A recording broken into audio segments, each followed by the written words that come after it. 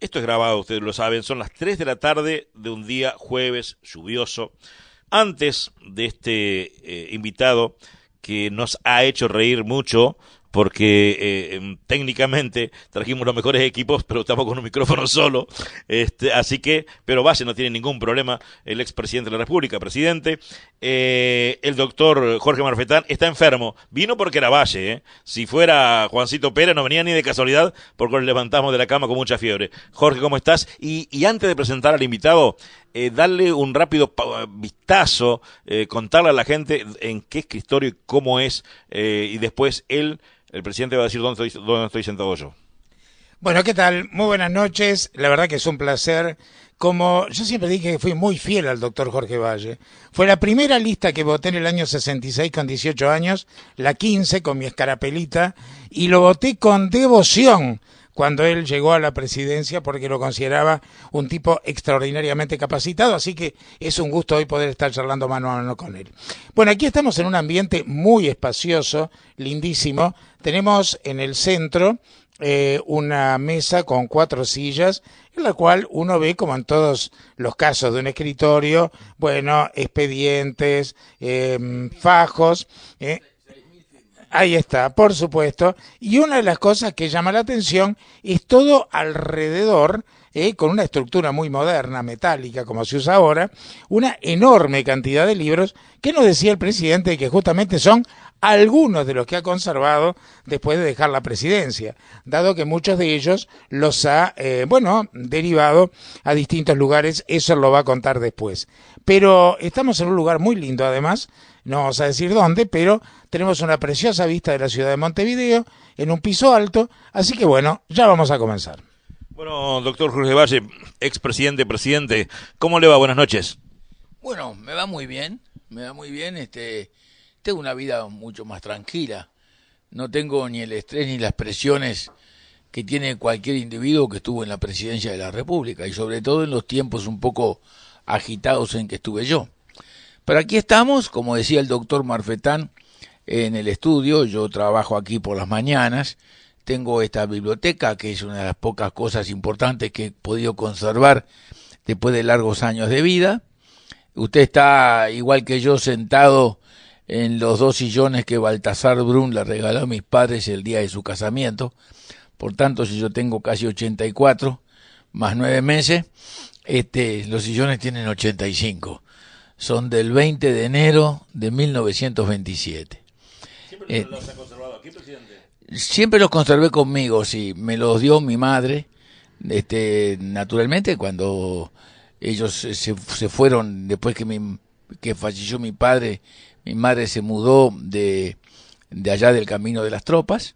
Me los dio mi madre y los tengo conmigo desde hace ya bastantes años. Es una reliquia histórica prácticamente, ¿no? Baltasar Brum fue un héroe de la patria, un hombre que dio su vida por las libertades, que no es fácil encontrar a un hombre que tenga ese coraje y ese valor de disponer de su existencia, porque él le dijo a mi padre, se lo dijo antes del 31 de marzo de 1933. Él no creía que iba a haber un movimiento político con un golpe de Estado como sucedió entonces, y él le dijo a mi padre que él se iba a matar porque de esa manera iba a cortar el periodo en el cual el país no iba a tener las libertades políticas que recuperamos a partir de 1942.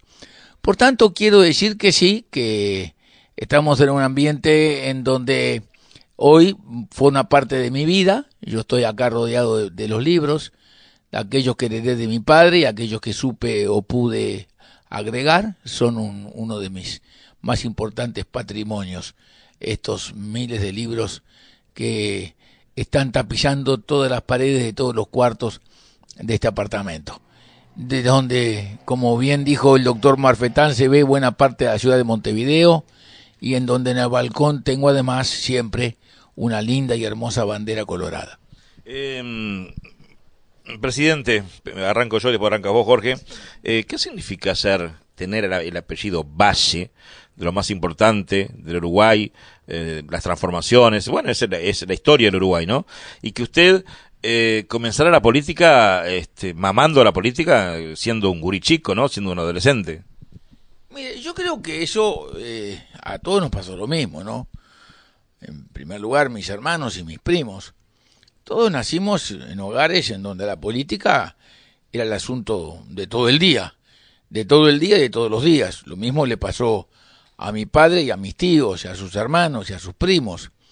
Y seguramente lo mismo le pasó a Valle Ordóñez y a su hermano, con su padre, el general Lorenzo Valle, que sin ninguna duda, como presidente de la República entonces, tuvo que enfrentar situaciones muy difíciles, no solamente la revolución de Timoteo Aparicio, sino inclusive el colapso del Banco de Magua, que fue un colapso financiero bancario enormemente importante, sin perjuicio de lo cual se permitió el Uruguay en aquel momento y en 3 años de plazo dar la concesión para la extensión de la línea de agua potable desde Santa Lucía, desde el arroyo Santa Lucía en la localidad hoy llamada Aguas Corrientes, y él mismo, después que el Senado dio la concesión, él mismo abrir la canilla en la Plaza Matriz en 1872. O sea que, sin ninguna duda, fue un tiempo en donde las responsabilidades, como siempre, de un presidente fueron enormes, pero también, junto a esas responsabilidades, se pudieron hacer cosas ya importantes para el país. O sea que es una familia que, por circunstancias X de la vida, nos tocó actuar en la vida política generación tras generación, y eso a todos nos condicionó en nuestra vida. O sea, a mí no me gusta el alcohol porque me hace mal, pero yo no podía, cuando era el primer niño de la República, como decía el Flaco Paz, mi madre era la primera dama, mi padre el primer magistrado y yo era el primer niño. Me decía el Flaco Paz, me tenía que portar bien.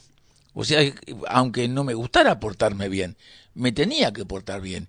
Tenía que ser reservado. Yo recuerdo un día que llegó una persona a mi casa, siendo mi padre presidente de la Cámara, muy temprano. Apenas había amanecido, apareció una persona tocando el timbre en forma angustiosa. Mi padre se levantó de la cama, bajó con un salto de cama, abrió la puerta y se encontró con una señora muy importante, esposa de un magistrado, muy importante en la vida del Uruguay. Atrás se levantó mi madre con el ruido y el llanto de la señora. Arriba nos despertamos mi hermano y yo, que éramos muy chicos. Yo recién iba al primer año de liceo y mi hermano iba a la escuela ahí en Agraciada y Olivos, en la escuela pública. Asomamos nuestras cabezas por la baranda del segundo piso y vimos lo que estaba pasando. Bajó mamá, conversaron, la señora se tranquilizó, después se fue en el auto que la había traído con su chofer y mi padre subió y nos vino a ver a nosotros dos y nos dijo: esto es secreto, no se puede saber.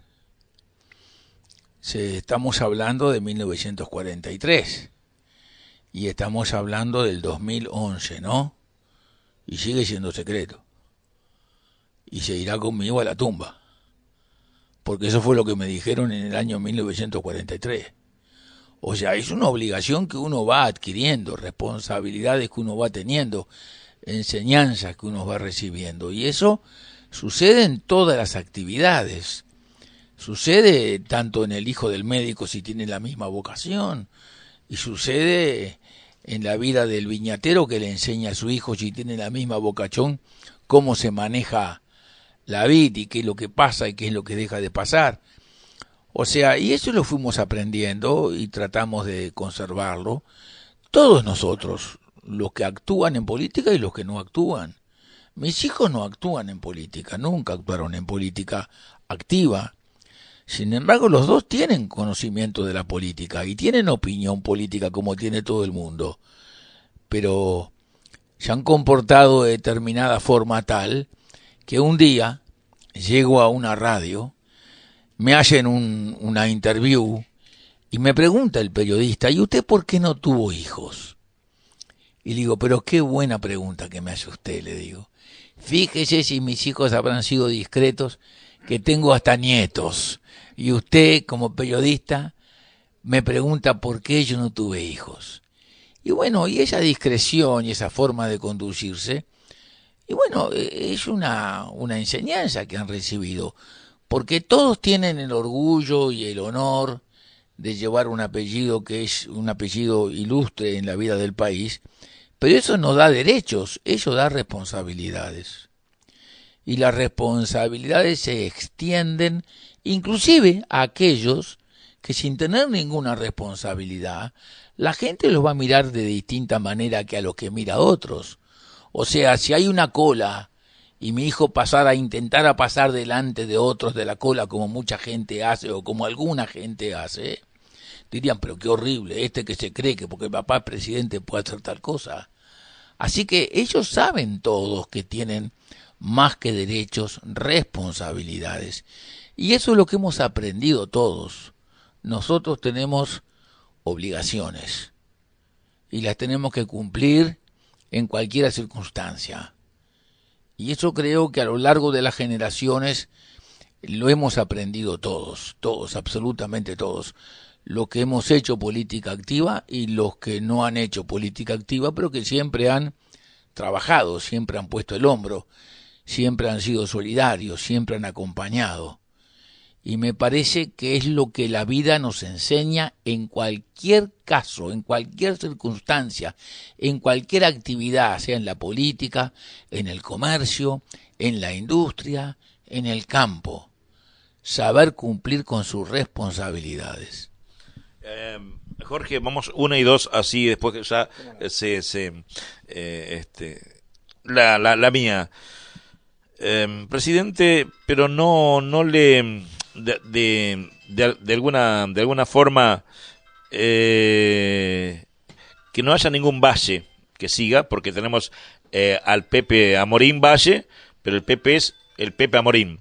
Que no le siga, por ejemplo, uno de sus hijos, ya se va a terminar el vallismo más, porque el vallismo sin usted, que insisto, no tiene ningún relacionamiento, digamos, político con alguien muy allegado. Hoy le decía del Pepe Amorín, pero el Pepe Amorín es primo suyo. Después me contesta, Jorge. Bueno, lo que yo quería hablar un poquito con el doctor Valle es cómo fue viviendo él las décadas del 40, 50 y 60.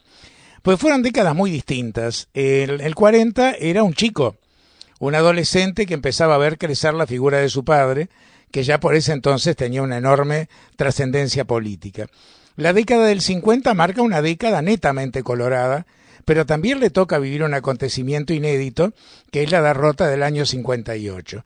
Y su padre, que fallece no mucho después, porque fallece en el año 64, sin embargo, ya en el año 62 había hecho una recuperación muy grande del Partido Colorado. Me acuerdo de aquellos carteles que decían, ayúdelos a irse votando la 15. Bueno, ¿y cómo fue toda esa evolución? Porque además Jorge Valle, con 36 años, tiene que tomar el timón de esa lista 15 de un Luis Valle que fue hacedor de grandes políticos, que después no todos se mantuvieron junto a la 15, pero que evidentemente fueron hechos por Luis Valle en aquella gloriosa época de la Radio Ariel, del diario Acción y de la trinchera política. Bueno, yo diría que yo viví como el doctor Marfetán lo ha manifestado, en una casa donde la política era el asunto de todos los días. Nosotros somos 3 hermanos, yo soy el mayor. Mi hermano Luis desde muy chico se dedicó a la música. Mi hermano fue un estudiante de ingeniería, hizo los preparatorios de ingeniería, pero inmediatamente su vocación musical lo llevó a no continuar la carrera de ingeniería y a dedicarse a la música, y a eso le ha dedicado toda su vida. Mi hermana Matilde, que es la más chica, formó su familia, crió sus 5 hijos, enviudó muy joven, lamentablemente para todos los que integramos esta familia y fundamentalmente, naturalmente, para mi hermana, pero todos iguales porque todos somos una familia muy unida.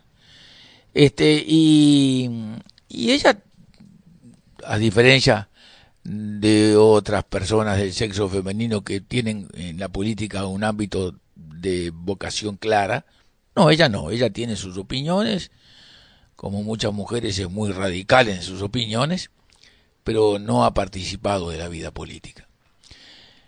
Yo siempre tuve intereses en la vida política, desde muy chico. Desde muy chico. Yo arranqué la vida política con la Revolución Española, con la República Española.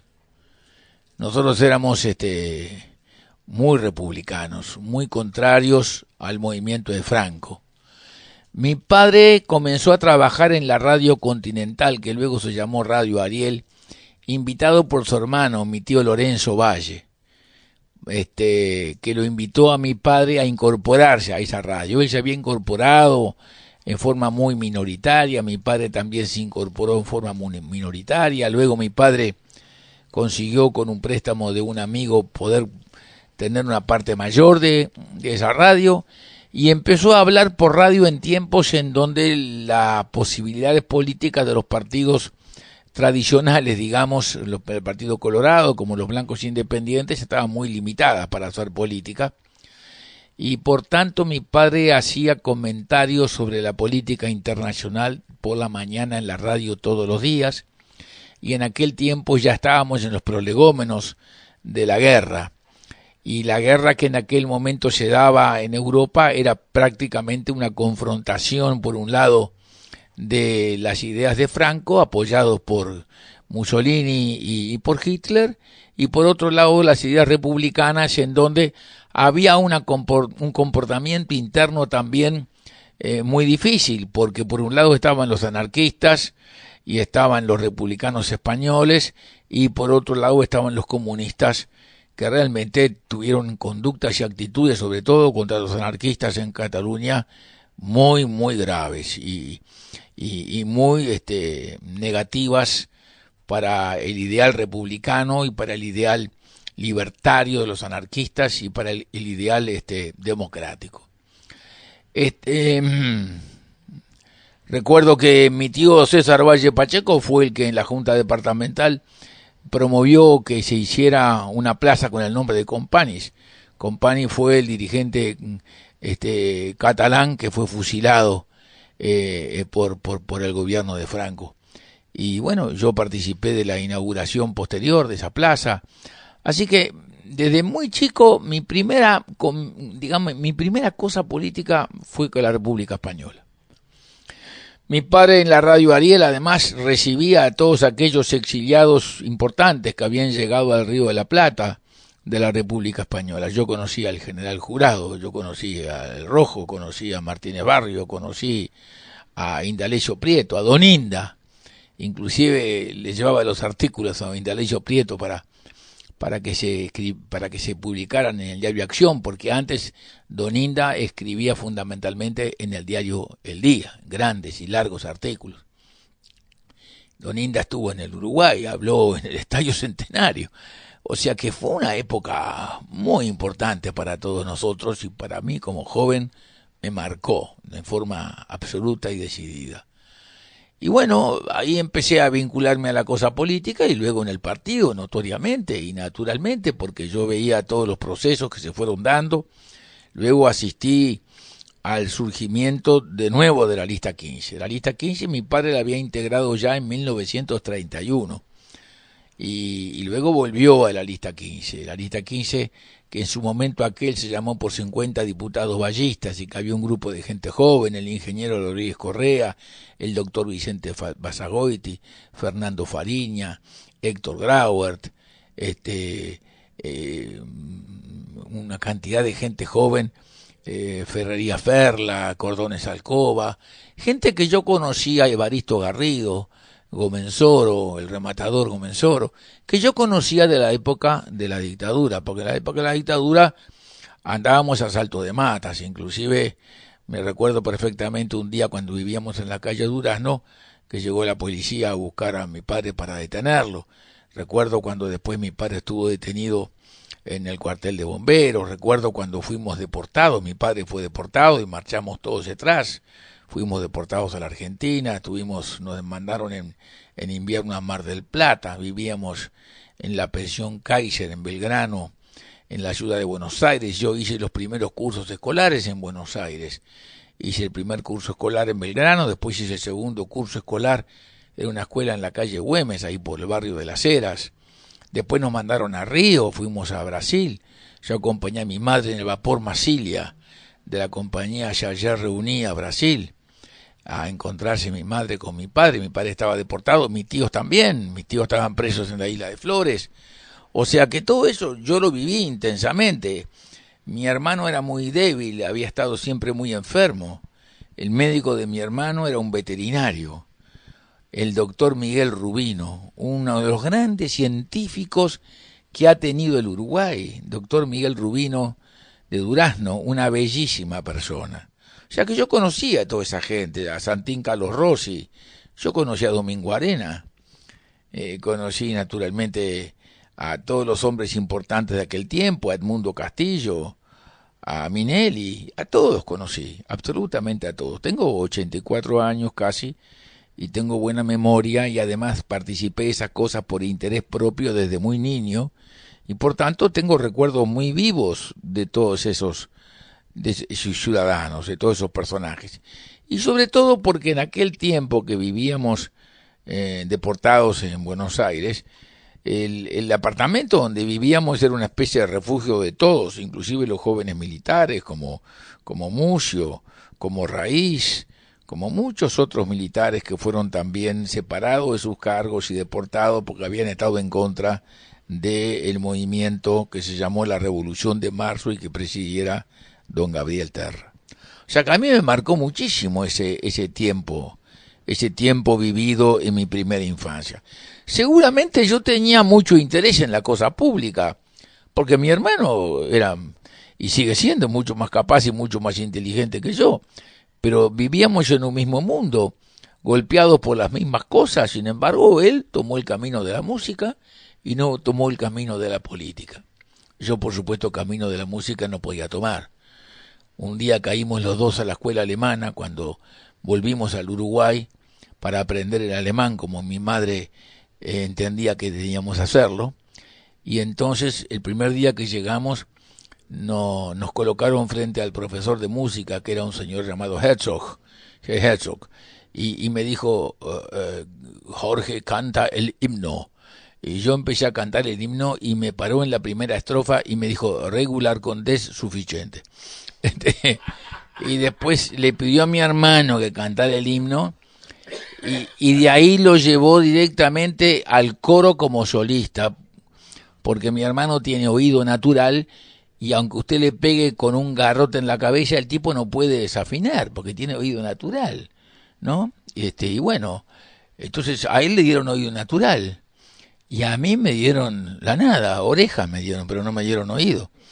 Y por tanto yo me encaminé por un lado, mi hermano se encaminó por otro, pero usted hubiera visto a mi hermano subirse en la calle, allá en la calle Millán y Molinos de Rafo, cuando mi padre tardaba en llegar y a hablar en un acto político en Molinos de Rafo y Millán, y mi padre le decía, che Luis, deja el piano, metete con nosotros a trabajar en política, pero no, su mundo era la música y siguió siendo siempre la música y sigue siendo siempre la música. Por tanto, yo nací en eso y seguí en eso. Entonces mi padre fue en primer lugar, cuando vuelve el vallismo al gobierno, fue presidente de la Cámara.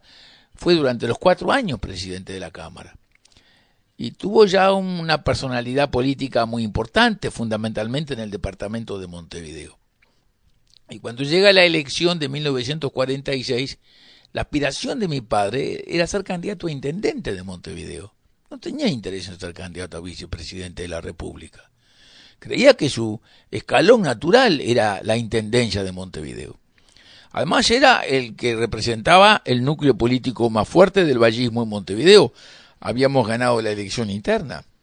Se la habíamos ganado la lista 15 porque yo trabajé intensamente al movimiento de don Tomás Berreta, que se llamaba con el sublema Por Valle y su obra, y al movimiento del Día, que era el grupo de la 14, que se llamaba la Joaquín Suárez, en recuerdo de don Joaquín Suárez, que era el hombre político que admiraba Valle Ordóñez.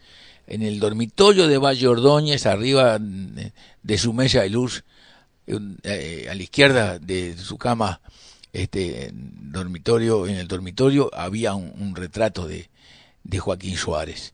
Y bueno, eso determinó que mi padre intentara ser candidato a intendente, pero las cosas se dieron que mi padre fue promovido a vicepresidente de la República con don Tomás. Fallece don Tomás en el mes de agosto y mi padre accede a la presidencia de la República. Y bueno, desde allí hasta el 50 creo que mi padre hizo una presidencia de la República acorde con el tiempo que le tocó vivir. Ahí le tocó vivir un tiempo en donde comenzó el desarrollo tanto agroindustrial como industrial en esa etapa de la vida del Uruguay. Nosotros habíamos tenido un sistema de control de cambios en el Uruguay desde 1931. Habida cuenta que los problemas económicos del 29 estuvieron tan presentes en la vida de todos estos países que la crisis de 1929 determinó que salvo Colombia y Costa Rica, todos los demás países del Río Grande al sur tuvieron golpe de Estado. Tal fue la profundidad de la crisis y de la magnitud de las consecuencias institucionales que provoca una crisis económica en estados tan débiles como eran todavía estos estados de habla hispana y también Brasil, porque Brasil también tuvo el movimiento de o Estado Novo de don Getúlio Vargas, que fue una revolución, y don Getúlio Vargas cuando toma pose del gobierno, como dicen los brasileños, a pose tu gobierno, no palacio tu catete, ¿quién estaba parado al lado de él? Un joven bien parecido, que fue su primer ministro de trabajo, porque aparecieron ahí entonces los ministerios del trabajo, que se llamaba Ludovico Collor, abuelo del que fue después presidente de la República. Por tanto, ese mundo al cual yo accedí desde tan joven, lo accedí también de una manera muy particular, porque nuestros padres nos ponían la mesa a la hora de almorzar. Y por tanto a la mesa de mis padres llegaban personas importantes de afuera del país. La cantidad de gente que conocí, la cantidad de cosas que escribí, guardé, de las conversaciones de mi padre con gentes que habían participado, por ejemplo, en la Guerra del Chaco, y que tenían memoria de qué es lo que había sucedido en los acuerdos que dieron lugar a la paz del Chaco en 1936, y otras muchas cosas, pero son cosas que uno escribe, que uno guarda, y que como uno las sabe, y sabe que muchas de esas cosas no han sido incorporadas a los libros de historia, uno dice cuántas más y mucho más importantes serán las cosas que han de haber sucedido y que nunca nadie conocerá. Por tanto, ¿qué sentido tiene que uno que cuente estas pequeñas cosas a las cuales uno ha podido asistir? Son experiencias que uno recibe y que uno tiene que tratar de aprovechar para manejarse en la vida. Pero no debe, a mi juicio, pasar de ese nivel. Y por eso es que esa reserva que uno tiene que tener, me parece que es necesario mantenerla y tenerla, y por eso yo, pese a que hay gente que viene y la Planeta me llama y me pregunta si quiero escribir, le digo, no, mire, memorias no, porque primero que no serían muy importantes, segundo que yo no escribo bien, y tercero que no tengo muchas ganas de hablar del pasado, porque soy un hombre joven que me preocupa el porvenir. Una hora sola ya nos queda, qué impresionante, porque ahora tengo que hablar muchas cosas, muchas preguntas para el doctor Jorge Valle. Señores, esto está en el mundo, estamos hablando quién fuera presidente de la República Oriental del Uruguay entre los años 2000 y 2005.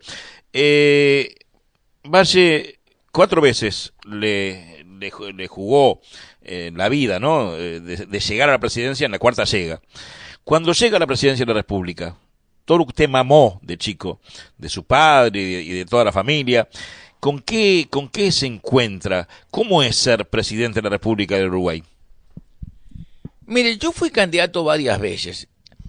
En la primera oportunidad, cuando fui candidato frente al general Gestido, que nos ganó la elección por ventaja mínima, diría un burrero, yo no quería ser candidato. Yo le dije a Abdala, Beto, tú tenés que ser el candidato, es lógico.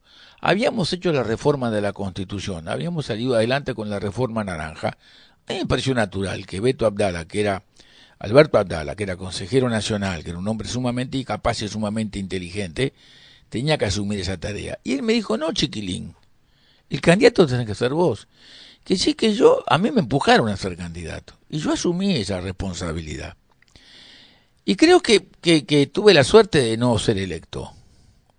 Posiblemente yo estaba intelectualmente, aparentemente preparado, pero la cosa de la presidencia no es un problema intelectual de saber. Hay otros componentes que son mucho más importantes que el conocer y que el saber. El sentido común, la firmeza, la tranquilidad ante la adversidad. Cuando la cosa viene con el viento a favor y viene empopado, es bastante fácil la cosa. Luego fui candidato en reiteradas oportunidades porque por el sistema de la ley de lemas los partidos tenían más de un candidato a la presidencia y si yo desertaba, esos votos quizás el partido los perdía y el partido por tanto perdía la elección. Sobre todo me pasó eso en la segunda candidatura de Julio, en donde yo no quería ser candidato porque sentía que no tenía no solamente posibilidad de ganar la elección, sino que no tenía mucho sentido ya. Sin embargo, me hicieron ver que si yo no ponía los 100.000 votos que pusimos y sacamos un senador y un diputado, que fue Alejandro Achugarri, y ahí arrancamos y luego llegamos a la presidencia de la República, el partido podía perder esa elección. Pero luego pudimos, en la reforma final de la Constitución, posterior a la que habíamos hecho allá antes del 64, en ese año, digamos, empezamos a trabajarla después que falleció mi padre, porque ya habíamos conversado con él antes y él nos había dicho, antes de que él en 1950 fuera a París a representar al Uruguay a Naciones Unidas, cuando Naciones Unidas se reunía en el Uruguay, él fue con Paz Aguirre de secretario, fue mi hermano que ya se quedó ahí a trabajar en composición y armonía con Ibnat, un compositor y profesor musicólogo francés, y yo me quedé acá porque yo me quedé a trabajar contra la reforma del 50, porque yo pensé que la reforma del 50 era una reforma que iba a ser muy negativa para el país. Y le pregunté a mi padre cuál era su posición, y me dijo, yo nací con Valle Ordóñez y con el colegiado. Esa es una tarea que le queda a la generación de ustedes. Bueno, y yo me quedé para trabajar en pos de esa tarea, en Montevideo y en Salto con el arquitecto Barbieri, contra la Constitución del 50, que fue una constitución de efectos muy negativos para el país, porque los países no pueden estar gobernados por un grupo de personas que todos tienen la misma responsabilidad, pero que ninguno asume la responsabilidad por encima de los demás, y el pueblo dice, bueno, ¿quién es el que ordena, quién es el que manda, quién es el que decide? Entre 9 todos son buenos y todos son malos, y todos deciden y nadie decide. Y no se puede desde el Poder Ejecutivo estar en eso. Usted en el Poder Ejecutivo, nosotros habíamos pensado en la reforma de la Constitución incorporar algo que fuera una especie de, un primer ministro tipo de la Constitución alemana, y quedó Rabón, y por eso apareció el director de la OPP, que tiene jerarquía ministerial, pero que no tiene responsabilidad política como un ministro, porque en la composición inicial, en el proyecto inicial que habíamos escrito con el doctor Sanguinetti, con el doctor Luisi y con el doctor Lanza, habíamos pensado en un primer ministro para sacarlo al presidente esa responsabilidad de toda cuanta cosa existe en el país. Acá todo lo que pasa lo tiene que resolver el presidente. Por tanto, el presidente es el último de la línea cuando se da vuelta para decidir, atrás no hay nadie. O sea, tiene que saber que va a tener que escuchar a todo el mundo, que va a tener que decidir él. Porque decida bien o decida mal, siempre va a ser responsable de todo. O sea, la tarea del presidente en ese sentido es muy dura, porque todo el día, sin horario, todos los asuntos, de los más pequeños hasta los más grandes, son de su responsabilidad finalmente, y es él el que tiene que decidir. Bueno, cuando llegué a la presidencia de la República, yo tenía bastante experiencia. Yo tenía 19 años y ya discutía con el contador Previtale, que era el contador general de la Nación, el presupuesto general de gasto del Uruguay. O sea, yo tenía experiencia, yo tenía experiencia. Y sobre todo tenía experiencia larga. Le voy a decir más, durante muchísimos años yo conocía solamente 2 oficinas del Estado. El Ministerio de Hacienda y el Banco de la República. Y sobre todo lo que era en aquel momento el Departamento de Emisión, que era lo que es hoy el Banco Central. O sea, siempre me interesó el aspecto económico de la vida nacional. Y en el año de 1955 a mí me pasó una cosa que fue un accidente en la vida. yo había tenido una novia con la que me casé, que era argentina, que era exiliada, su padre había estado preso en Villa Devoto, a ella inclusive la pasaban de una casa para la otra de noche en el baúl de un auto, porque ella era parte importante en la estructura. Nos casamos y cuando estábamos en eso, mi futuro suegro, que había regresado después de haber estado preso en Villa Devoto y haber estado deportado y demás, que era un industrial, él no hacía política, nunca había hecho política, un buen día pensó que si ellos se juntaban con un grupo de industriales y hacían un fondo común para invitar a que vinieran a la Argentina los grandes economistas, premios Nobel de Economía de la escuela, de la famosísima escuela austríaca, en donde estaban entre otros Friedrich von Hayek y Ludwig von Mises, iba a permitirle que la Argentina también tuviera un conocimiento muy amplio de las nuevas tendencias económicas que en aquel tiempo comenzaban a hacerse escuchar.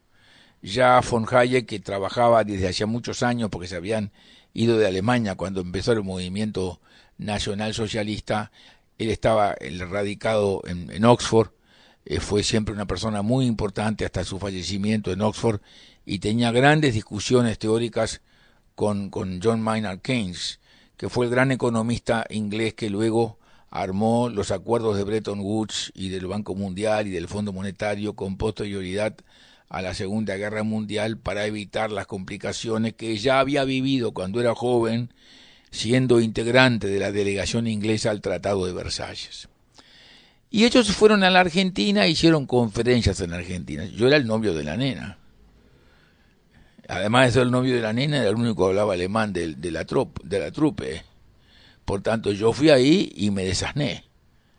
Y cuando en el año 1950 y poco yo vine con esas ideas, yo era como Vito Dumas, una especie de navegante solitario. Era una rara avis. Nadie pensaba lo mismo que yo, inclusive dentro del Partido Colorado. Yo había hecho el salto atrás, había vuelto al tiempo del pensamiento de Valle Ordóñez. Luego habían pasado otros volúmenes, otras ideas, otras presencias, otras realidades sociales, y habían cambiado los pensamientos económicos, y ahora han vuelto a cambiar. Y eso se ha hecho después de la Segunda Guerra Mundial.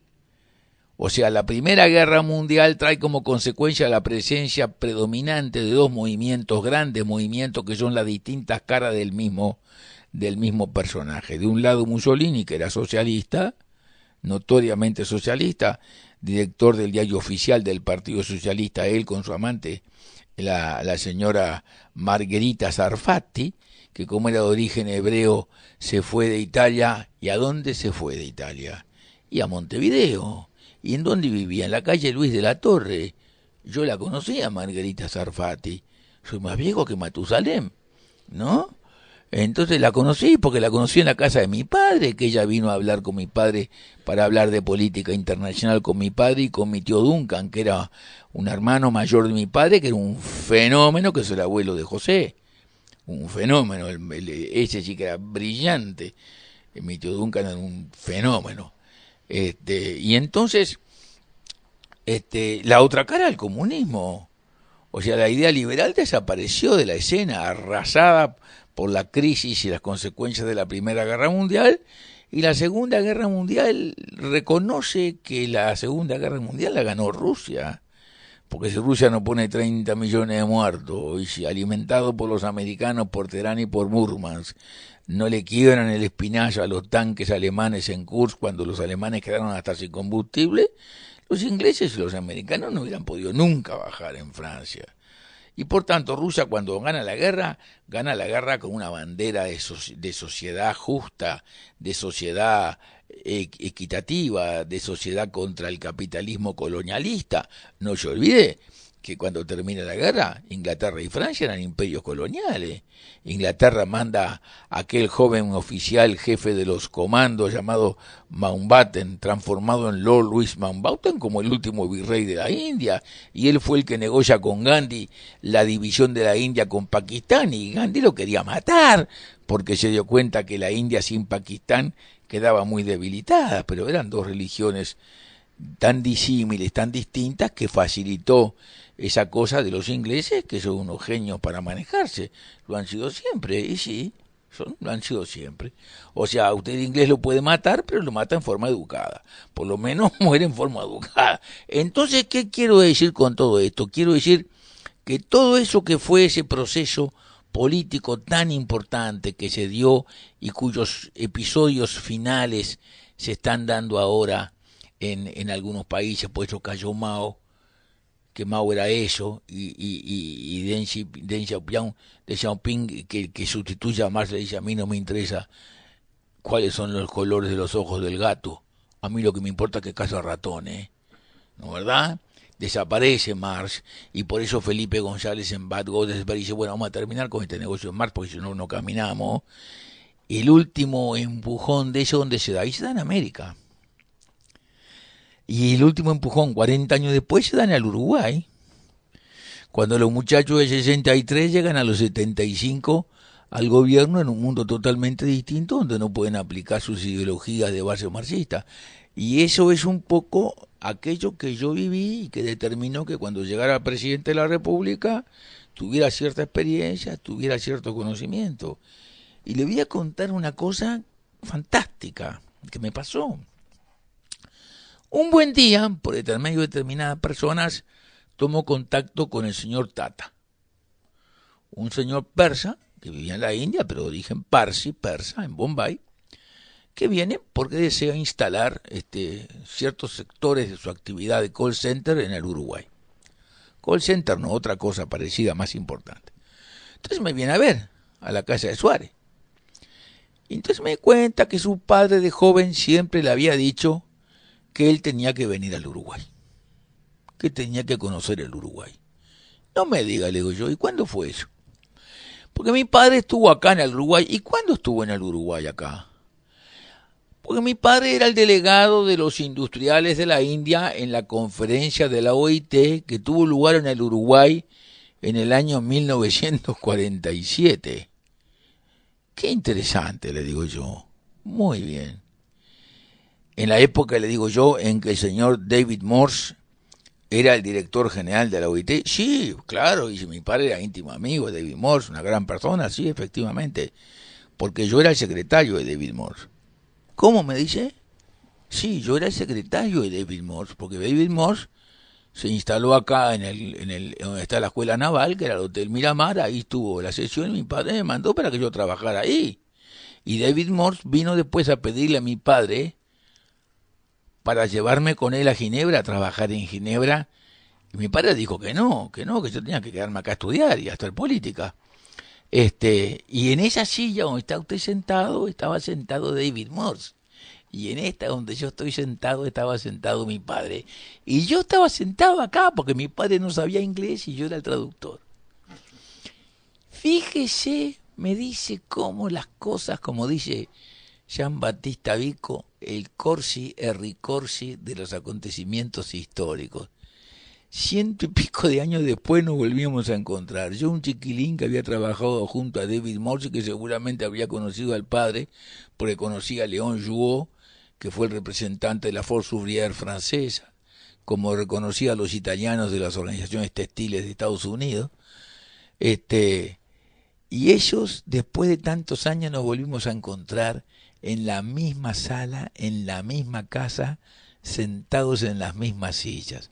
O sea, yo había trabajado siempre adentro del gobierno, de la política, y por tanto tenía una experiencia, como Julio, que también tiene la misma experiencia, como todos los demás jóvenes que estábamos con mi padre, porque todos a través de los mayores fuimos todos adquiriendo la misma experiencia política.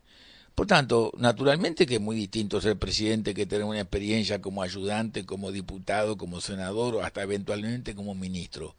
pero estábamos más preparados para hacer las cosas. Sabíamos que el Partido Colorado nunca tuvo mayoría propia, sabíamos que teníamos que negociar, sabíamos que no podíamos imponer nuestra manera de pensar y sabíamos que teníamos responsabilidades. Y por tanto, cuando nos llegó la crisis, la terrible crisis bancaria, estábamos preparados para enfrentarla. Porque yo lo había visto a mi padre enfrentar una crisis bancaria con Ledo Arroyo Torres de ministro en aquel banco de anticipos y locaciones que presidía el doctor Chiarino y otro banco importante que se llamaba creo que Banco Popular, allá al final de la calle Sarandí. Los había visto, le había visto a mi padre hablar con su amigo Carlos Quijano, cuando Carlos Quijano representaba al país ante las organizaciones internacionales como el Fondo Monetario. Lo había visto a mi padre hablarle a Ledo Arroyo y decirle, usted ayúdele al banco, préndele hasta las escupideras, pero no lo deje caer. Así que teníamos una preparación, habíamos estado preparados para enfrentar tsunamis, para enfrentar tormentas. Y por eso yo estaba más asustado que los demás, pero por supuesto que estaba más asustado que los demás. Pero tenía que transmitir tranquilidad, porque yo no transmitía tranquilidad. ¿Y sabes lo que yo hacía en aquel tiempo así de crisis absoluta? Lo llamaba un amigo mío, que por supuesto mucho más viejo que yo, hoy tiene como 88, a Elmo García, que es de Cerro Chato, y que yo siempre le di el título de embajador de la República de Cerro Chato ante el gobierno de la República Oriental del Uruguay. Entonces yo lo llamo a la casa y pregunto, ¿está el embajador? Y acá ya está, y me pasan con Elmo. Entonces digo, Elmo, venime a buscar. Entonces dice, anda por la llave, ahí en Millán, casi Suárez, casi Boulevard Artigas, trae bizcocho, vení con el mate y el termo y vení con el Volkswagen. Un Volkswagen de esa porquería, esos Gol que tiene, ¿no? Fenómeno. Entonces salíamos a recorrer los barrios, sábados y domingos, sin custodia. Me paraba en los semáforos para que si la gente me veía, algunos me puteaban, otros me saludaban, pero todos decían, este loco está, ¿viste? Y como este es un país muy chico, el boca a boca ese, si vos lo haces durante 4 años, sábado y domingo, y andás por donde andás, de propios para afuera, no de propios para adentro, de propios para afuera. Propios, perdón, yo soy antiguo, sigo diciendo propio. De Valle Ordóñez para afuera, ¿no? O sea, te parás en Chimborazo y General Flores, te parás en el semáforo y te putean 4, ¿no? Pero se quedan contentos, porque se sacan las ganas, porque la gente estaba pasando mal. Y nosotros sabíamos que yo sabía que la gente estaba pasando mal, pero ellos también tenían que saber que el presidente estaba tranquilo, y que andaba solo por la calle, y que no tenía miedo. ¿A qué se atribuye justamente, Jorge, el hecho de que, a pesar de que el Uruguay sufrió un cimbronazo enorme, lo transcurrió tranquilamente? Porque teníamos la referencia de lo que había pasado en la Argentina, con una situación terrible, con enfrentamientos, con la caída de la Rúa, y sin embargo, en el Uruguay, a pesar de todo lo que pasó, de alguna manera se fue llevando. Y después está lo otro. ¿Cómo es la participación de Bush? Que todo el mundo decía, llegan 3.000 millones de dólares en un avión, llega una carta, llega un cheque, un paquetito. ¿Cómo fue todo eso? Y yo le agrego, cuéntenos esa anécdota, presidente, cuando usted habla con Bush, porque en ese tiempo nos imaginábamos que nos íbamos todos al diablo. Lo que dice el doctor Marfetán para mí tiene una sola respuesta. Cuando hay un problema muy serio en una sociedad, en una familia, en una casa, lo primero que aquellos que participan de ese problema tienen que sentir es que hay alguien que agarra la manija y dice vamos para allá. No se sabe si el ir para allá los va a salvar o no los va a salvar, pero van para allá. Yo creo que el gobierno siempre dio certeza de que iba en determinado lugar y que iba a buscar una solución en determinado lugar.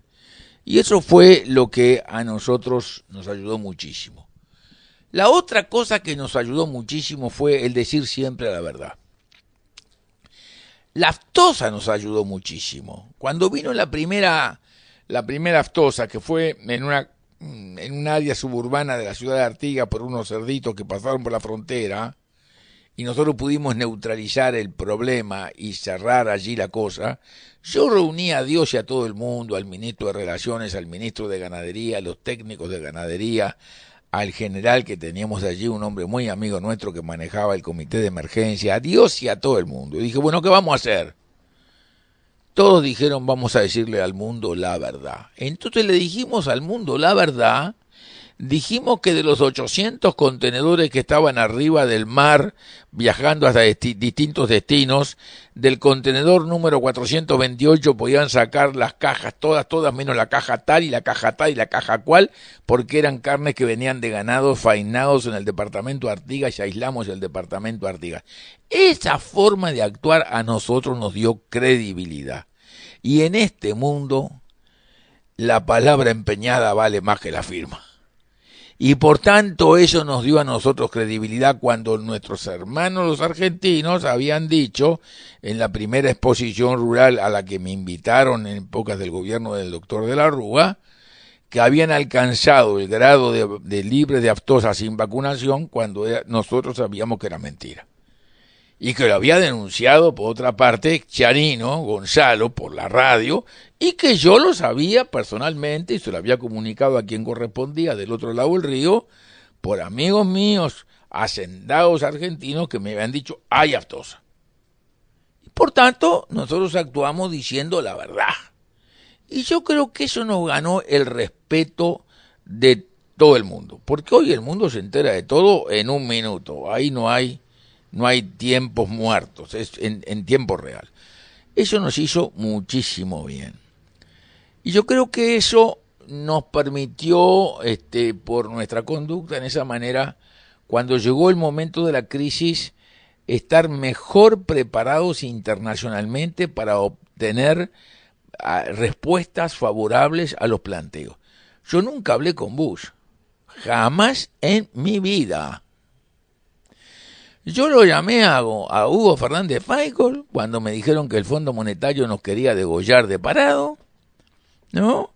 Y le dije, Hugo, vaya a hablar con el ministro de Economía, que se llama Secretary of the Treasury allá, y dígale que en el Uruguay el tema no es un tema de plata, es un tema institucional. Que si no resolvemos el problema de la plata, acá lo que se cae es la democracia, no los bancos. Es mucho más grave, se cae la democracia, dígale eso. Me quedé en casa esperando con mi señora y un amigo que se dio cuenta que la cosa venía de nalga, ¿no? Y recibí una llamada de Fernández Feingold diciéndome, se ha producido un milagro, nos presta $1.500 millones. Y si usted lee el libro que escribió Steneri, ese que se llama Al borde del abismo, que del libro la única cosa que escribí yo fue el título, y yo dije, no, vamos a ponerle Al borde del abismo porque estábamos al borde del abismo. Cuando yo participé en la presentación del libro, dice, este libro es dramático y es angustioso leerlo. Y uno lo lee porque sabe que tiene un final feliz, porque la cosa la arreglamos al final, que si no lo parás el libro en la lectura, porque es terrible. Porque después que nos dieron el préstamo y después que le devolvimos el préstamo, lo del fondo igual quería que reventáramos nosotros. Así que tuvimos 2 peleas, a 2 rounds fue la cosa, de terrible intensidad. Pero lo cierto es que yo nunca hablé con Bush de eso, nunca se lo pedí, nunca.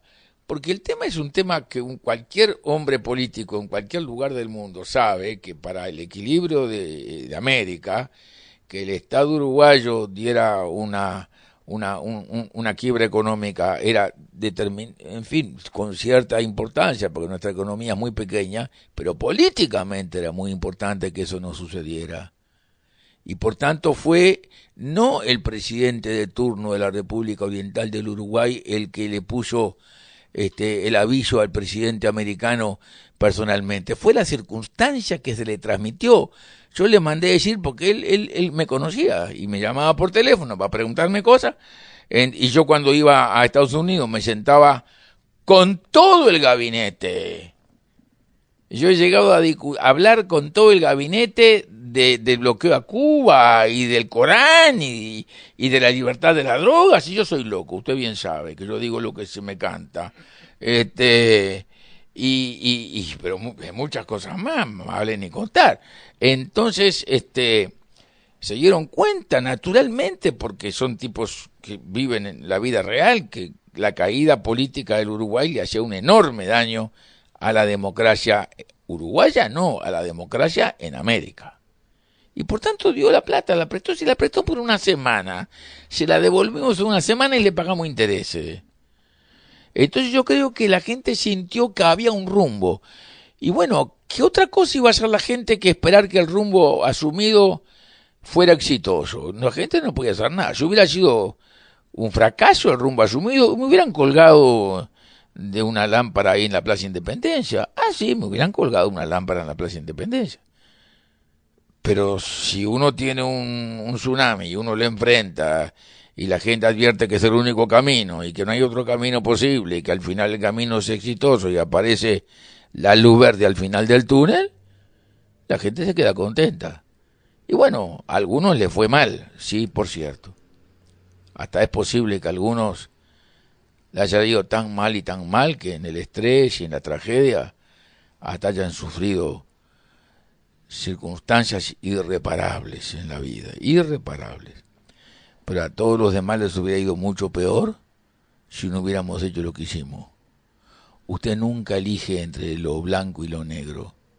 Elige siempre entre distintos tonos de gris. Nunca es blanco o negro, es entre distintos tonos de gris. Sufrimos, pero sufrimos menos que lo hubiéramos podido sufrir si no hubiéramos podido controlar la crisis que vino de la Argentina y que determinó las tragedias que hubo y que llegaron al extremo de hacerle enorme daño al Banco de la República del Uruguay, que por suerte hoy, bien manejado por el actual presidente del banco, vuelve a ser un banco muy sólido y muy firme. Y el presidente tiene que saber que él tiene que resolver. Y sí, le guste o le disguste. Es así, el último de la lista, no hay ninguno después de él, él tiene que resolver. Estamos en CX12 Radio Oriental de Montevideo, Uruguay, en pleno divague con el expresidente Jorge Valle, al cual tú le vas a hacer alguna pregunta más, pero yo quiero que después me explique un poco cómo puede ser de que después de esa enorme crisis, él se retira del gobierno con la mínima inflación que se registró en 50 años, 3,20 y poquito por ciento, la moneda estabilizada. ¿Y cuánto tuvo que ver en eso el ministro Achugarri? También, y yo le agrego, presidente, cuando usted se va, después el partido tiene la más mínima expresión popular, ¿verdad? Con un 9%. Que nos hable de eso y que ahora sí nos hable del actual gobierno. Mire, yo en primer lugar creo que nosotros teníamos un equipo, creo que era muy bueno. Inclusive no podemos alquilar al equipo completo para arreglar algún lío en Europa, no podíamos alquilar el equipo. Porque todos tenían función diferente. El primer equipo fue el que aguantó el chaparrón terrible que fue comandado por Alberto Bención. Alberto Bención y los tres del Banco Central. César y las dos señoras, Mederos y Holz. Ellos aguantaron el chaparrón inicial, porque una corrida bancaria no se aguanta más de una semana, porque no hay ningún banco que resista una corrida bancaria una semana. Acá tuvimos corrida bancaria 4 meses. Los argentinos venían y se llevaban la plata para poder pagar la luz y para pagar el alquiler y para comer, si les habían cerrado las cuentas corrientes con el corralito en la Argentina. Había 8.000 millones de dólares depositados de argentinos, lo fueron sacando y sacando y sacando y sacando y sacando, y es histórico. Una corrida bancaria de 4 meses es imposible. Escúcheme, de acuerdo con el señor Ramos, el excelente dirigente bancario, se organizó con el gobierno una huelga en el Banco de Galicia a la espera que los argentinos permitieran que el Banco de Galicia trajera los 400 millones de dólares que tenía depositados en Nueva York, con lo cual resolvíamos el problema del Banco de Galicia. El gobierno argentino no lo dejó traer. Y por tanto el Banco de Galicia paga púfate. Bueno, está bien, el gobierno argentino defendió también sus intereses. Eran fondos que el gobierno argentino podía tener para la propia situación financiera del Banco de Galicia Buenos Aires. Yo lo comprendo, pero bueno, fueron las cosas que nos pasaron.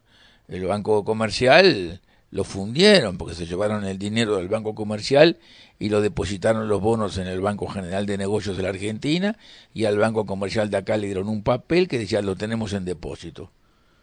Y resulta que usted fue a a ver dónde estaban los papeles, y cuando fueron a entrar los papeles los habían vendido los papeles. Usted tenía un papel que decía tenemos subtítulos en depósito, pero los títulos no estaban más. Así que el Banco Comercial quedó fundido, refundido. ¿Qué quiero decirle con todo esto? Quiero decirle que sin ninguna duda ese proceso que nosotros vivimos, que fue un proceso tan difícil y tan particular, y es un proceso del cual pudimos salir con vida y que le permitió al Uruguay seguir creciendo, posibilitó que ese equipo humano, el primero integrado por Bención y la gente del Banco Central, y el segundo integrado al principio por Alejandro y después por Alito Alfi, más Gabriel y más Julio de Brun, y Esteni en los Estados Unidos y de la MEA y otros funcionarios, pudieran armar una política que no concluyera en un carnaval electoral. Y por tanto le dejamos al próximo gobierno, fuera quien fuese el que tomara cargo de las cosas del gobierno, un país equilibrado. No se tuvo que hacer por parte del doctor Vázquez ningún ajuste fiscal, porque nosotros no habíamos hecho carnaval electoral. Le dejamos mucho menos déficit que el que él le dejó al señor Mujica. Le dejamos una inflación bajísima. Teníamos un tipo de cambio de 26 pesos y el combustible valía 18 pesos.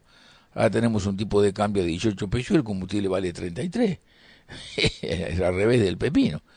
O sea, ¿qué quiere decir? Hicimos eso porque era una obligación. Nosotros podíamos haber hecho carnaval electoral para evitar que el Frente Amplio hubiera ganado por ventaja mínima, que fue al final lo que pasó.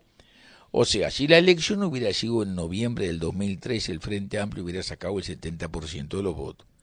Como fue en el 2004, el Frente Amplio ganó por eso. Si hubiera sido en noviembre del 2005, hubiera perdido la elección, porque el crecimiento de la economía hubiera sido espectacular, hubiera seguido siendo espectacular.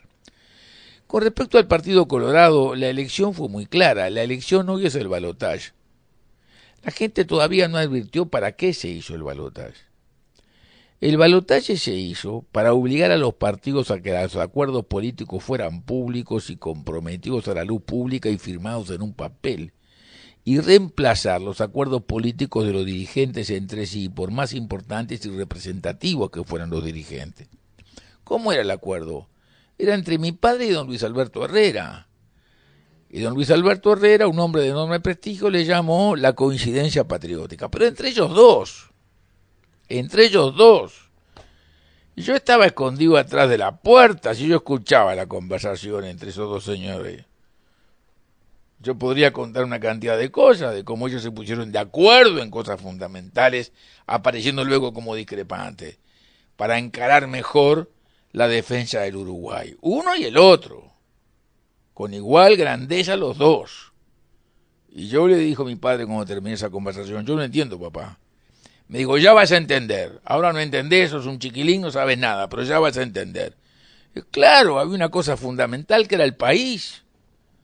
Y ellos dos eran hombres que tenían un sentimiento clarísimo con respecto a lo que eran las necesidades de sobrevivencia independiente de esta nación, pequeña, entre dos grandes naciones.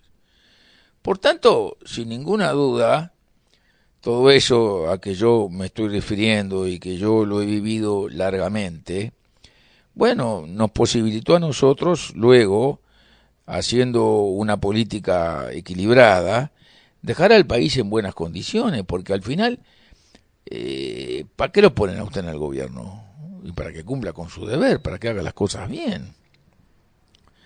No para ganar elecciones, para que él haga cosas bien. Entonces el balotaje en el Uruguay se hizo precisamente con ese propósito, con el propósito de que de acuerdo después de la primera vuelta que los partidos eligen sus diputados y sus senadores, los candidatos que quedan en la línea, dos candidatos habiendo tercer partido, el tercer partido que haga un acuerdo con el partido que va al balotaje, ese partido lo haga previo un plan de gobierno común, para que cuando los individuos que integran el partido que gana invitan al partido que le sigue a participar de ese entendimiento y a formar parte del gobierno, como vieron los ministros blancos a formar parte de mi gobierno, vengan mandatados por determinadas cosas para hacer y no se vayan porque se les da la gana o porque no le dieron un carguito acá o un carguito allá.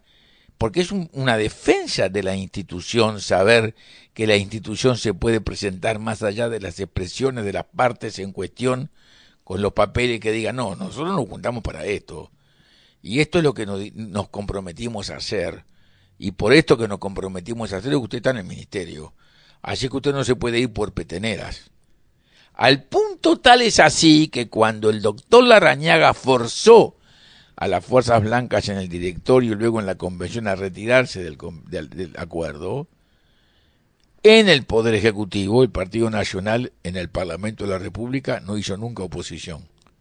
Colaboró siempre con el gobierno para todas las medidas, urgencias que tuvimos que instrumentar en el plano económico y en el plano administrativo para ir resolviendo los obstáculos que teníamos en el banco hipotecario y en otras instituciones financieras y todo lo que teníamos que hacer. Y ese es la cultura política que hay que desarrollar en el país.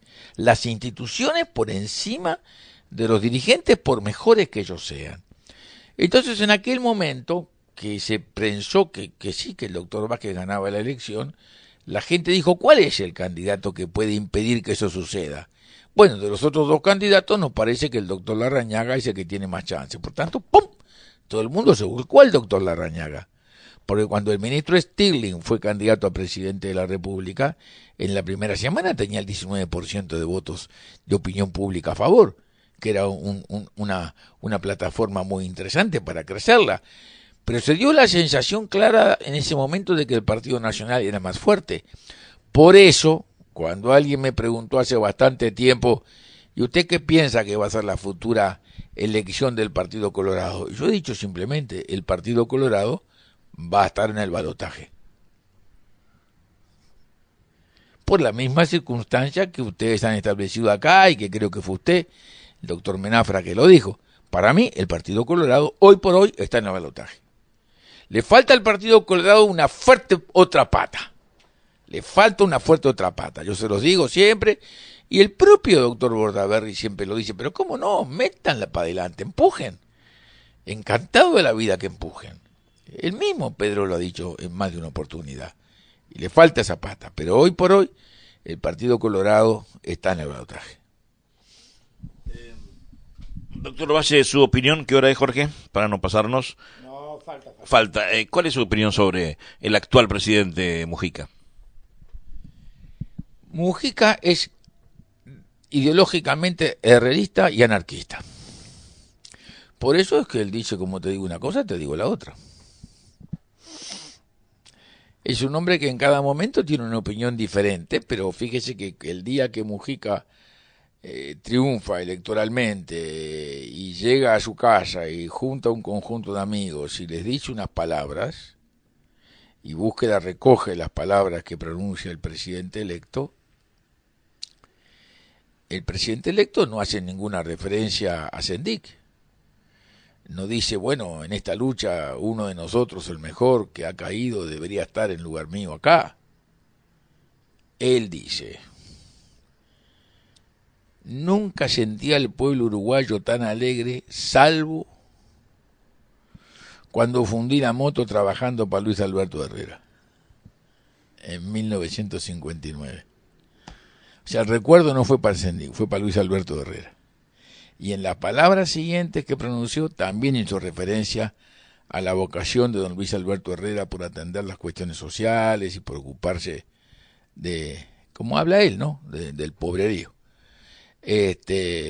O sea, bueno, él militó en el movimiento de Nardone al principio y luego militó en el movimiento herrerista a través de la Secretaría Política con Erro y tuvo esa formación política y tuvo ese origen familiar. O sea que, pero es anarquista familiar, de joven, era un hombre independiente y es un anarquista conceptual porque el presidente de la República no puede participar de todos los problemas anunciándolos como van a ser. Imagínese este lío del impuesto al campo. Piense solamente en el lío del impuesto al campo. Empezó allá por la noche callada como una bomba que tiró a los efectos de que de tapar el lío de la ley de que se intentó anular, de la ley así como se llama de impunidad. Macanudo. Entonces se tiró al agua con eso. Y después que se tiró al agua con eso, primero dijo que paga el que rompe. Bueno, después se dio cuenta que lo que rompían no eran los ganaderos que tenían arriba del basalto superficial 400 ovejas, porque eso no rompen nada. Los que rompían eran básicamente la diferencia del transporte pesado de los camiones con los troncos. Esos eran básicamente los que rompían. Entonces ahí la cosa no podía seguir diciendo paga el que rompe paga. Empezó a decir pagan los que tienen mucha tierra. Pero se encuentra con que el que tiene más tierra tiene un contrato secreto firmado con el gobierno, de que esa parte no se la van a cobrar. Porque ¿qué dice el articulito ese del contrato secreto firmado entre el secretario de la Presidencia de la República y Montes del Plata? ¿Qué es lo que dice? Y dice que si se modifican las condiciones impositivas pactadas en este contrato y aparecen más gastos y más obligaciones, el gobierno se compromete a generar cambios en las modificaciones impositivas para que ese gasto nuevo no le signifique graves erogaciones al proyecto planteado en estas condiciones.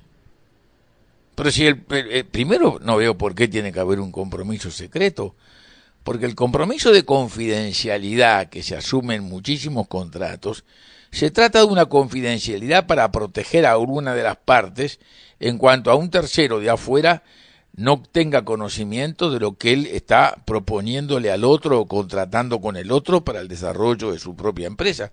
Pero acá no hay tal cosa, porque son compromisos que asume el Estado oriental. El Estado oriental asume el compromiso de modificar la Ruta 55 con la información de los predios a expropiar que le proporciona Montes del Plata y se compromete inclusive a hacer la obra y se compromete a no cobrar peaje. Y eso es secreto.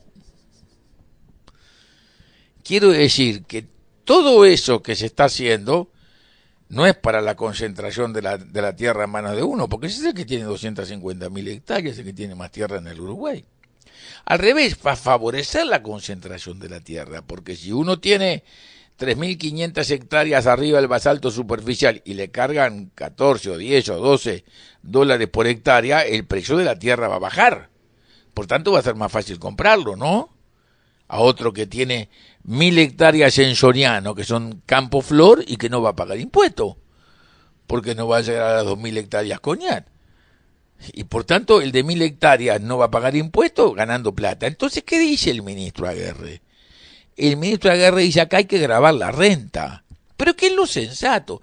¿Necesita dinero el Estado, mal o bien, con razón o sin ella? Bueno, pero tiene la potestad de decir yo necesito dinero, voy a enviar un proyecto de ley para gravar algo que creo que es lo que me va a dar el recurso que yo estoy buscando. Entonces grave la renta, señor, porque resulta que usted, llamado Orobo Patepel, planta 70.000 hectáreas de soja, pero usted no es propietario de nada, por tanto usted no va a pagar ese impuesto.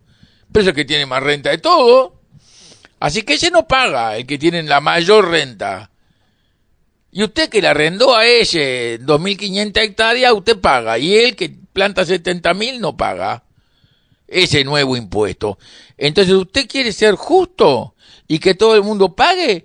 Aumente la tasa. En vez de cobrarle el 27%, cóbrele el 30% de sobre lo que gana, pero a todos los que ganan.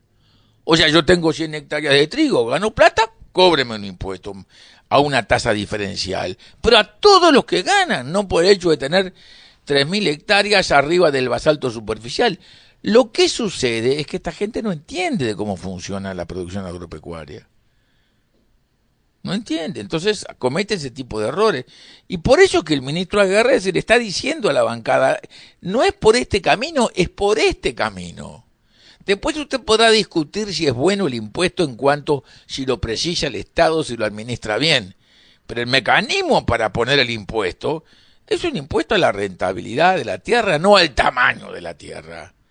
¿Y la rentabilidad quién lo obtiene? ¿El propietario? A veces lo obtiene el arrendatario.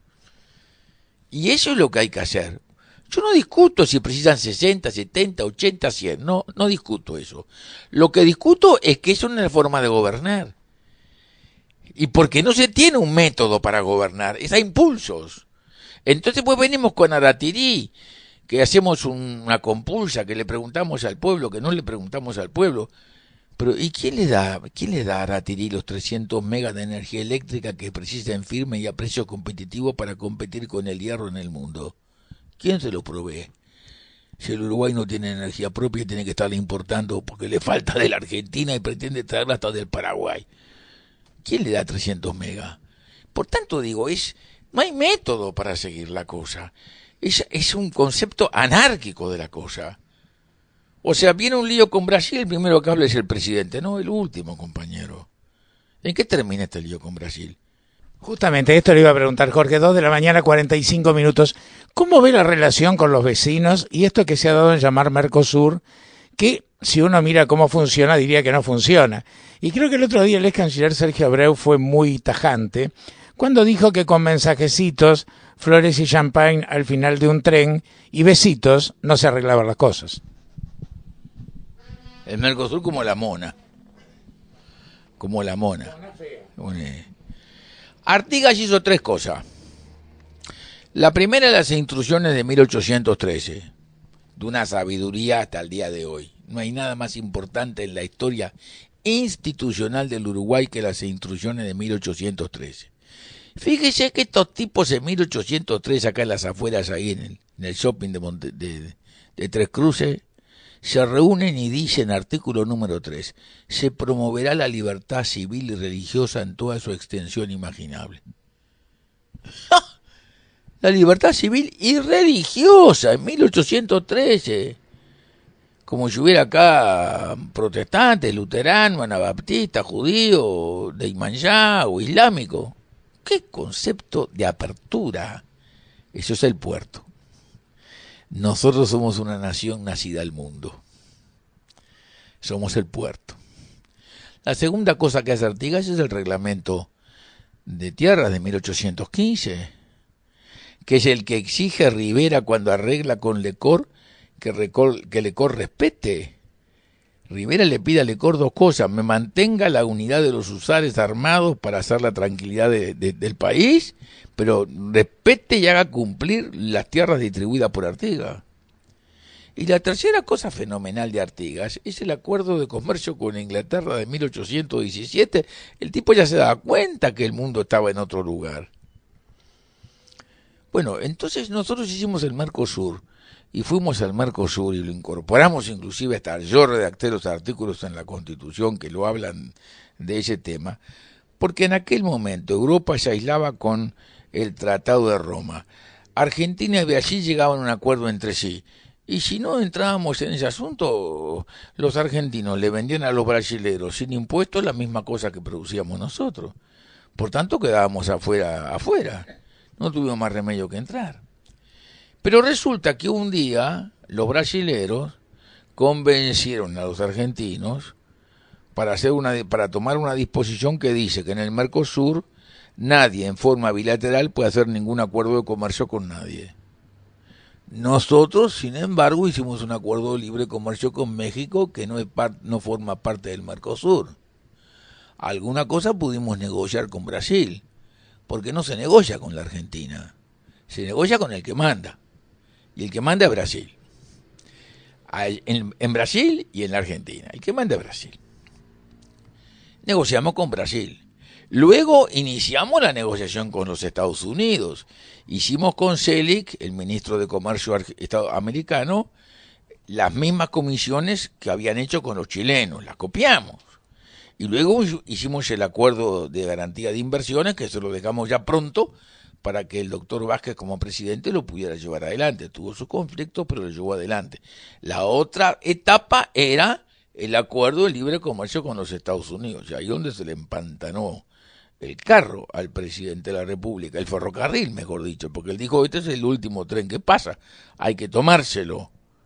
Y el frente no se quiso tomar el tren. Por tanto, estamos aislados y estamos sometidos a países que son socios, que firman los tratados, pero que no los cumplen los tratados. Y por tanto, el Uruguay es muy difícil que pueda negociar en una situación tan despareja, tan terriblemente despareja. O sea, los chilenos, ¿qué ventaja tienen? Son socios del Mercosur, pero no son miembros plenos, negocian con el Mercosur. Y entonces tienen un acuerdo de libre comercio con Asia, con Dios y con todo el mundo, y con Europa y con Dios y con todo el mundo, y con los Estados Unidos, y con Perú y con México y con el Diablo a 4. Entonces tienen 50 puertas abiertas. Y nosotros no tenemos nada más que la puerta de México, y si los chinos no compran alimentos. Porque el resto de los productos con alguna mano de obra incorporada uruguaya en un país que está en un proceso de tremenda desindustrialización, es si podemos venderle a Brasil. Y por eso crece Rivera y crece los free shop en Río Branco, por la diferencia del tipo de cambio. No estamos produciendo nada nosotros allí. Estamos importando mercadería de terceros países, la llevamos a la frontera y se la vendemos a los brasileros. Y queda en el medio la ganancia que le permite a un conjunto de gente tener un salario, tener un sueldo, pero no estamos produciendo nada. Y lo que le estamos vendiendo al Brasil de productos está en función de que Brasil tiene un tipo de cambio más caro frente al dólar que el nuestro. Y por tanto tenemos por ahí todavía una ventaja competitiva, pero no le podemos vender más nada a nadie. Que sí que estamos en un fantástico proceso de desindustrialización en el Uruguay. Mi padre, en el tiempo que el doctor Marfetán me preguntaba, dio una terrorífica pelea para que el Uruguay pudiera tener fábrica de tops. El Uruguay llegó a ser el segundo productor de tops del mundo, junto con Francia. El Uruguay hoy vende lana sucia. Porque los chinos te compran lana sucia. Los únicos tops que el Uruguay produce son tops de hilados muy finos de merino puro fino, que fue el programa que nosotros iniciamos en el gobierno junto con gente muy fantástica del sector privado, que hoy está produciendo ya 1.400.000 kilos de lana merino fina, o sea, abajo de 19 micras, y eso se vende como tops finos a los grandes empresarios que todavía utilizan ese tipo de mercadería en Italia o en Alemania. Pero el tops de lanas medias, como tipo Cordial, no, los chinos llevan la lana sin lavar y la procesan ellos y la trabajan ellos. Y ya inclusive les ha salido un grano en el ojo, porque ya los vietnamitas tienen mejores condiciones económicas y salariales que los chinos, y por primera vez en no sé cuánto tiempo los chinos han tenido huelga de los operarios de la fábrica textiles porque se están quedando fuera de competencia con los vietnamitas, porque los chinos en poco tiempo más les va a pasar lo mismo que a todo el mundo. Al principio tienen ventajas salariales y después la gente se empieza a avivar, ¿no? ¿Verdad? Empieza a decir, no, pará, loco, no, trabajar todo el día por 3 garbanzos y 4 pedazos de arroz, no. Ahora quiero comer carne buena, ¿no?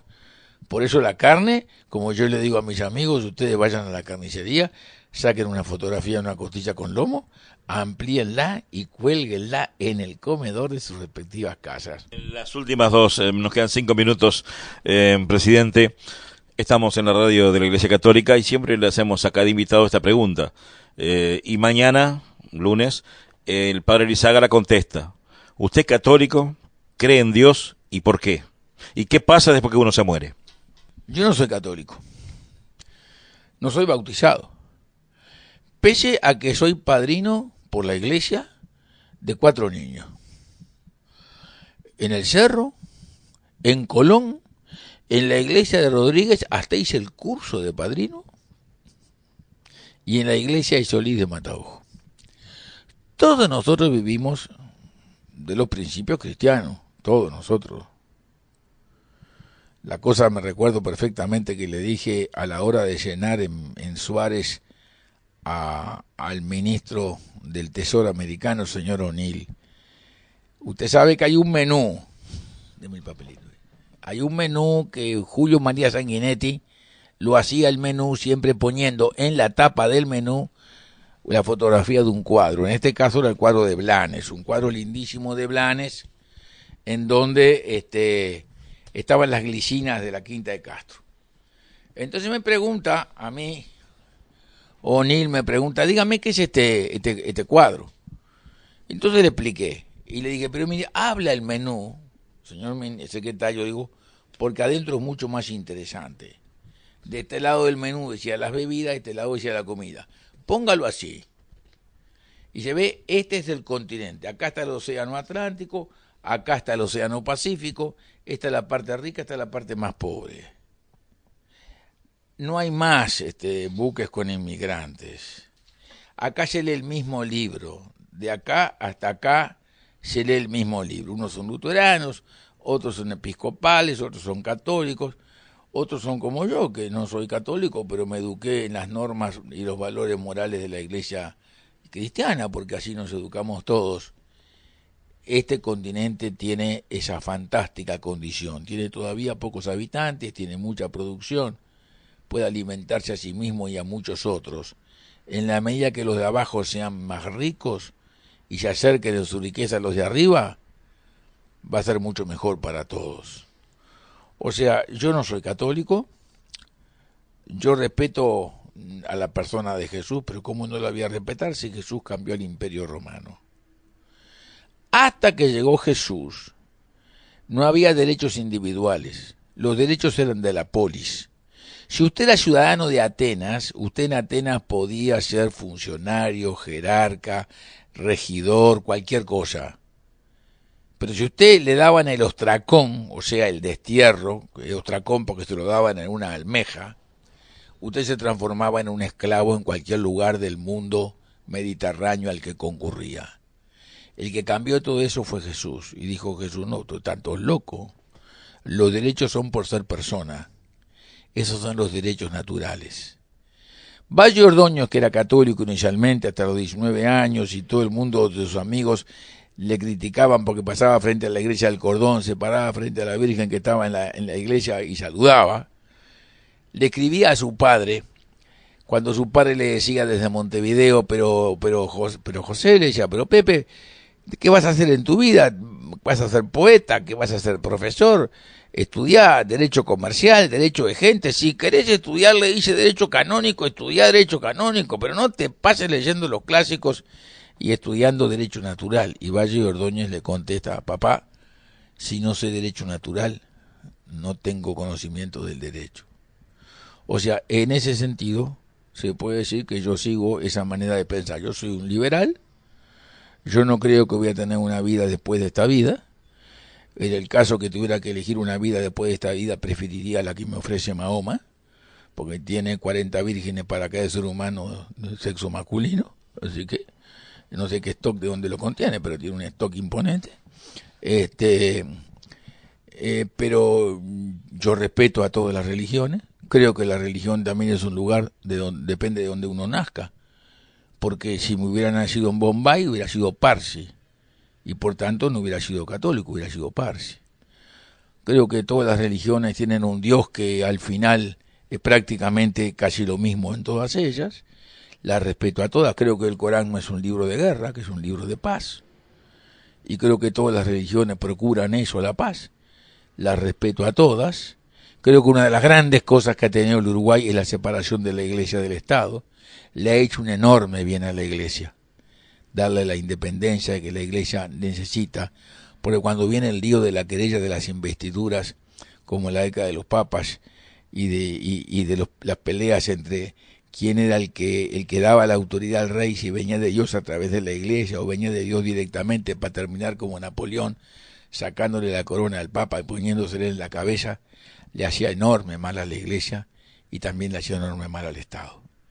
Soy respetuoso de todas las corrientes religiosas y creo que lo más importante es reconocer, sí, que la esencia de la sociedad, en donde no hay soledad en la sociedad, porque el hombre solo ni libre es precisamente el respeto a la condición humana. Y la última de mi parte, presidente, porque lo dejé para la última. Es un poco personal esto. Yo estuve con usted siendo presidente, colorado, yo también colorado, hoy convencional, calentito durante un tiempo. Usted capaz ni se enteró. Les cuento cómo es la cosa, porque si no usted no. Yo hace 27 años que estoy en esta radio. Y entonces, como me fue bien, me ha ido bien, allá por el 2000 tuve un trancazo, como lo tuvo todo el mundo, y ahí me fundí. Después recuperé. Y siempre he tratado de ser solidario con la gente, el programa, ¿no? Y compré un ómnibus solidario, en la época de que el doctor Sanguinetti era presidente. ¿Qué era ese ómnibus? Él traía chicos del interior, me costó $20.000, el ómnibus de Honda, ¿se acuerda? Que todavía existe, los camellos, los GMC de 1970. Bueno, compro ese ómnibus durante el mandato de Sanguinetti. Él me apoya. ¿Cómo me apoya? Con UTE, con Antel, con OCE, con ANCAP, porque usted sabe que mantener ese ómnibus es difícil. Y tenía que ir, el ómnibus iba una vez por semana a Tacuarembó, Artigas, a Salto, a Paysandú, y traía a los chicos de las escuelas rurales. Y acá le poníamos una guía y recorrían, bueno, el Palacio Legislativo, la playa, no conocían el mar, en fin. Habíamos hecho un convenio con Coca-Cola y con McDonald's, y yo le preguntaba, los llevaba a la radio, ¿qué le había gustado más a los chicos de la campaña, muy humildes? La Coca-Cola y el McDonald's. Muy bien, pasa el gobierno de Sanguinetti, viene usted. Yo un día le pido una entrevista, y usted me cita a las 9 de la mañana de un lunes, y este programa está hasta las 3 de la mañana. Yo ni dormí, estaba preocupadísimo porque tenía que hablar con usted y a ver cómo usted iba a tomar esto. Voy y su secretaria en ese momento me dice, mira, el presidente no te puede atender porque ahora está ocupado, naturalmente. Usted estaría, era 6 meses, usted estaba en el gobierno. Dice, ¿por qué tema es? Digo, no, mire, quiero conversar con el presidente porque estoy haciendo esto. Yo no gano absolutamente nada, nunca gané un peso, presidente, nunca gané un peso. Ella va, usted estaba con gente, y su respuesta es, no hay plata del Estado para nadie, ni para el ómnibus solidario, ni para nada. Y yo me agarré una chupadera, presidente, que tengo que contárselo porque lo dije durante mucho tiempo en la radio, no personal con el presidente Jorge Valle, sino políticamente. Digo, caramba, no porque fuera colorado, digo, estoy haciendo, hasta lo llamé de insensible al aire. Digo, el presidente Jorge Valle es un insensible, porque hoy fui de mañana y la secretaria me dio un... Ahora, mi pregunta es, ¿usted se enteró algún día de eso? Usted que tiene mucha memoria, ¿se enteró? ¿Le dijeron? En primer lugar, comprendo que se haya enojado. Y no me parece mal que se haya enojado, porque yo le di una respuesta negativa. Quiero que le diga una cosa. Si se vuelven a dar las mismas condiciones, si usted o cualquier otro me viene a hacer la misma pregunta, le doy la misma respuesta. Porque eso fue lo que hice. Corté toda la publicidad. Porque corté los teléfonos. Porque corté los contratos de construcción de vivienda del Ministerio de Vivienda con aquel caballero íntimo amigo mío que era el ingeniero Carlos Cat, porque corté buena parte de la plata que tuvimos que devolver y que no pude utilizar para resolver los problemas de los asentamientos, porque cortamos el 14% de los gastos, porque nunca más hice andar el helicóptero de la presidencia, porque dije, si mi padre podía ir en auto hasta Artigas y era presidente de la misma república, ¿por qué yo voy a gastar plata en andar en helicóptero cuando los pobres pilotos no pueden volar porque no tenemos plata para pagarle el combustible? Y por tanto nunca más durante un año subí el helicóptero. Andaba en auto. Porque corté lo que había que cortar para sobrevivir. Y porque no podía tener hijos y entenados. A uno sí, porque era más solidario que otro que era menos solidario, porque corté el gasto, porque si no cortaba el gasto, ni usted ni yo, posiblemente Marfetán, pero usted y yo no estaríamos acá. Bueno, fue realmente muy y le agradezco porque vio diciéndome esas cosas, uno a la postre, a los años lo comprende, pero no quería dejarle pasar esa pregunta porque siempre, y el doctor Marfetán lo sabe, que es mi coconductor, que yo protestaba. Si hoy le hubiera hecho esta entrevista y no le hubiera hecho esta pregunta, quedaba como un falso ante la gente, pero le agradezco mucho que nos haya dado esta hora y media. Le agradezco mucho. Si hay alguna cosa por la cual me caracterizo es por lo siguiente. Un día se produce la elección y el doctor Vázquez es presidente electo. Y entonces me comunican a través de Gonzalo Fernández, con quien yo tenía una relación a través de la Comisión para la Paz muy, muy importante, que me quiere venir a ver para conversar. Por supuesto, viene a verme. Y entonces me hace algunas preguntas, me pregunta si yo voy a colaborar, no voy a colaborar, y estaba sentado el doctor Gonzalo Fernández, por supuesto el presidente electo, y Lago, el secretario de la presidencia, mi íntimo amigo Lago, y yo le digo, mire, presidente, yo soy una cosa que quizá lo que yo le voy a decir usted no lo va a entender, pero mire que su secretario, el doctor Fernández, lo va a entender.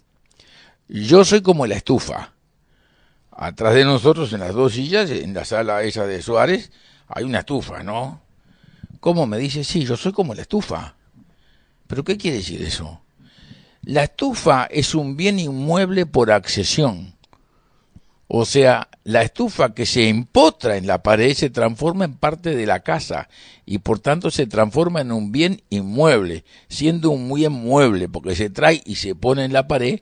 Al ponerlo en la pared y meterlo en la pared, lo transforma en un bien inmueble. Yo le dije, señor presidente, yo soy un bien inmueble por accesión, propiedad de la República Oriental del Uruguay.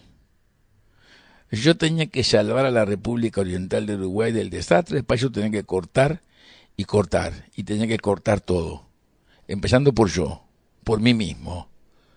No hacer esto, no hacer lo otro, no hacer aquello, porque si usted no da el ejemplo, no puede mandar. Jorge, muchas gracias. Bueno, la verdad que ha sido un placer y nos vamos a reencontrar luego a las 3 de la tarde en Musicalísimo. Espero que este debate les va a gustar mucho y ya me veo que más de una vez va a haber que repetirlo, ¿eh? Doctor Valle,